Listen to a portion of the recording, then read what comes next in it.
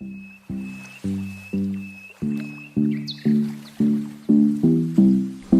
Everyone, स्वागत है आपका अपने YouTube channel failure to success में। कंप्यूटर अवेयरनेस की सीरीज़ चल रही थी जिसमें हमने पिछले पार्ट में हमने ऑपरेटिंग सिस्टम को स्टार्ट किया था। लेयर्ड स्ट्रक्चर को हमने उसमें जाना था। आज हम बात करेंगे फंक्शन ऑफ ऑपरेटिंग सिस्टम। देखिए, फंक्शन क्या होता है ऑपरेटिंग सिस्टम का। मैंने लास्ट अगर वीडियो की बात करें उसमें हमने यही जाना था कि ये एक तरीके से ब्रिज का काम करता है between the user and the hardware. So इसका फंक्शन जानते हैं। Operating system is the manager of all system resources. The function of the operating system are memory management. देखिए, जो सबसे पहला काम होता है इसका मेमोरी को मैनेज करना है। यानी कि कंप्यूटर के ऊपर अगर हम टास्क कर रहे हैं कि किसी पर्टिकुलर टास्क को कितनी मेमोरी एलोकेट करनी है, देन उस मेमोरी को बाद में रिगेन कैसे करना है, वो सारा काम ऑपरेटिंग सिस्टम के थ्रू ही होता है।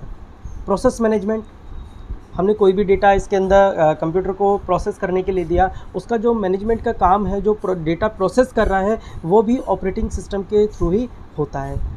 डिवाइस मैनेजमेंट, यानी कि डिवाइस के अंदर जितना भी हार्डवेयर होता है, उसकी पेरिफेरल्स होती हैं, उनका मैनेजमेंट भी ऑपरेटिंग सिस्टम के थ्रू ही होता है। फाइल मैनेजमेंट, फाइल का एलोकेशन, फाइल को सेविंग, कितना स्पेस पर्टिकुलर फाइल ऑक्यूपाई कर रही है, ये सारी चीज़ें भी ऑपरेटिंग सिस्टम के थ्रू होती हैं।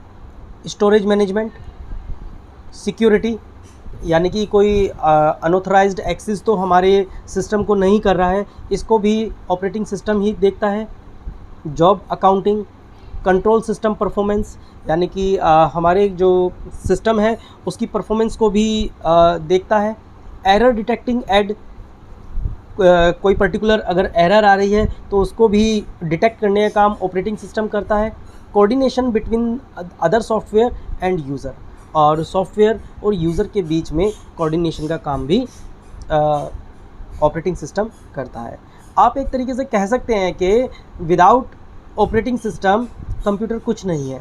अगर आप ऑपरेटिंग सिस्टम को निकाल देते हैं तो कंप्यूटर कुछ भी नहीं है। जैसे विंडो एक्सपी, विंडो 10, ये क्या होती हैं? ये आपकी ऑपरेटिंग सिस्टम है। अगर आप इनको हटा दें तो कंप्यूटर कुछ नहीं है। आगे देखते हैं। देखिए, टाइप्स। अब डिफरेंट टाइप्स के ऑपरेटिंग सिस्टम है। पहला type batch operating system, second one multi programming operating system, third one time sharing and multitasking operating system, distributed operating system, real time operating system and single user operating system. देखिए, अगर आप बात करते हैं इसको one by one हम जानेंगे particular operating system को। देखिए, बैच ऑपरेटिंग सिस्टम, नाम से पता लग रहा है कि सपोज़ दैट हमने जो कंप्यूटर को या फिर ऑपरेटिंग सिस्टम को काम असाइन करेंगे, कोई भी वर्क असाइन करेंगे, वो एक बैच यानी कि एक कंप्लीट टास्क उसको दे देंगे। पर्टिकुलर टाइप कह दो या फिर उसको सेम टाइप के टास्क को एक बार में हम कंप्यूटर को असाइन करेंगे, ऑपरेटिंग सिस्टम को असाइन करेंगे, देन वो उस पर्टिकुलर काम को करेगा। देखिए, जब 1960s में जब कंप्यूटर थे, उस टाइम पर इस टाइप के कंप्यूटर नहीं थे जैसे आज हम देख पाते हैं। हमने कंप्यूटर हिस्ट्री में जाना था किस तरीके से कंप्यूटर ENIAC था। दैन उस दौरान क्या था, कंप्यूटर का साइज़ भी इतना बड़ा होता था कि हर कोई उसको एक्सेस नहीं कर पाता था, स्पेस बहुत वो घेरा करते थे। सो उस टाइम पर क्या होता था, देखो हमने डिस्कस किया था, एक बैच पंच कार्ड के थ्रू जो इन्फॉर्मेशन होती थी उनको कार्ड पर स्टोर किया जाता था या मैग्नेटिक डिस्क पर स्टोर किया जाता था। दैन फिर उस पर्टिकुलर टास्क को कंप्यूटर यूज़र को दिया जाता था, जहाँ पर वो कंप्यूटर होता था, देन वहाँ पर वो उस टास्क को परफॉर्म करके देता था। तो इस टाइप के ऑपरेटिंग सिस्टम को हम क्या बोलते हैं? Batch operating system. देखिए, the user of the batch operating system do not interact with the computer directly, वो डायरेक्टली इंटरेक्ट नहीं करेगा। Each user prepare his job on an offline device. मैंने बताया कि अभी बताया था आपको कि वो जो भी उसका पर्टिकुलर काम है उसको वो ऑफलाइन मोड में करेगा, जैसे कि पंच कार्ड के थ्रू डेटा को स्टोर करेगा and submit it to the computer operator, और जो भी कंप्यूटर ऑपरेटर होगा उसको वो सबमिट कर देगा। देन बाद में कंप्यूटर उस पर क्या करेगा, टास्क को परफॉर्म करेगा। अब देखिए, इसका डिसएडवांटेज क्या था। इसका डिसएडवांटेज पहला तो यही था, lack of interaction between the user and the job.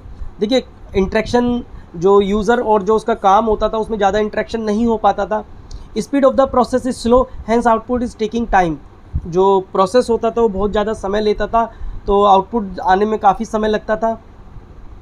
CPU is in idle condition. देखिए इडल कंडीशन का मतलब हो गया एक तरह की सुस्त कंडीशन हो गया, बिल्कुल मतलब कुछ भी वर्क नहीं कर रहा है। यानी कि सपोज दैट मुझे कोई कंप्यूटर से प्रोसेस कराना है तो पहले मैं उस काम को ऑफलाइन मोड में दूसरी डिवाइसेस के हेल्प से करूँगा, तो जब इतने टाइम पीरियड में प्रोसेस कुछ नहीं कर पाएगा, देन फिर जब मैं ऑफलाइन मोड में काम को कर लूँगा तब कंप्यूटर ऑपरेटर को मैं दूंगा, तब उसके बाद जो CPU है टास्क को परफॉर्म करेगा। तो ये इसके कुछ डिसएडवांटेज थे।